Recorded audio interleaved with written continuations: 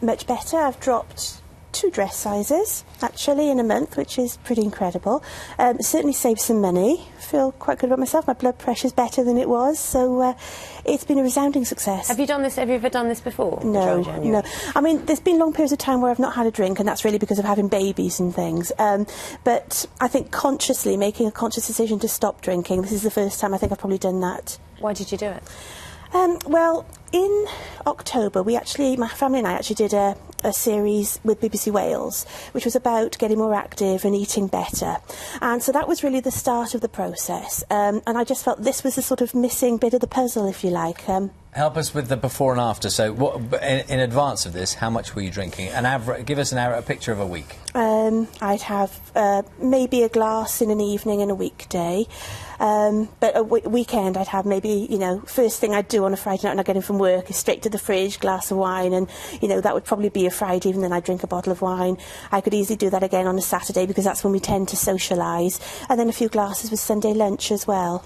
OK, well, I'm looking at the doctor thinking that, I mean, that's quite probably not an unusual intake, but it's a considerable intake, isn't it? And that's the idea behind Dry January, to raise awareness, more in the social drinking.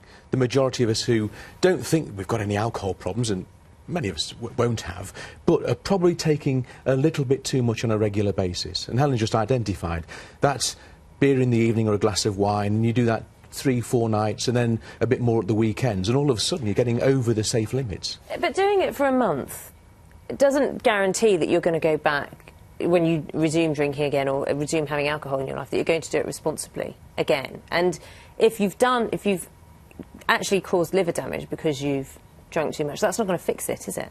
Not in that short period of time. It will help. And the idea was to start a process of lifestyle change, not just do something for a moment in time and then 1st of February, hey, let's go out on a binge. It was a case of, if you can do it for 31 days, can you change your lifestyle to think about when you're having alcohol and using it responsibly and socially, but not to excess? Well, I suppose in the real world, that is the question, because it could work both ways, couldn't it? On the one hand, you could be counting the days, Helen, until it's Saturday night and it's February and now you can have a drink. Or, as the doctor's suggesting, it has made you think more generally about what you put in your body. It definitely makes you think more about it. And it's interesting that you start to find other sort of coping mechanisms of relaxing. So I've sort of rediscovered my love of music and, you know, taking more of an interest in cookery and stuff around the house. So, you know, it does make you think about other ways that you can actually enjoy yourself, relax, and alcohol doesn't have to be a part of that. Well, that's interesting, because psychologically that sounds like it's like a prop, you know, like something you just use as a means of getting through your working week, for example. Well, it is that idea that it makes you feel relaxed or a bit more content. And of course, alcohol isn't it? Alcohol's a depressant, so often it will make you feel a little bit worse, particularly the following morning.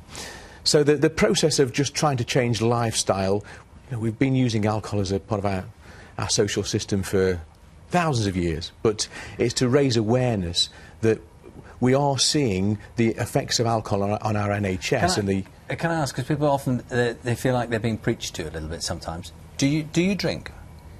Yes, I do, and since student days, but probably because of the nature of my work and the regularity that I am talking to people about lifestyle issues that are affecting their health, and particularly alcohol. It was useful to become an ambassador. It's year 2, but it's a process by which we want to raise the awareness of a large cohort of people who are probably taking too much alcohol on a regular basis. Helen, you've got, in your words, you've described your job as stressful. Were there any moments where you just thought, I just need a glass of wine? I've just had one of those days.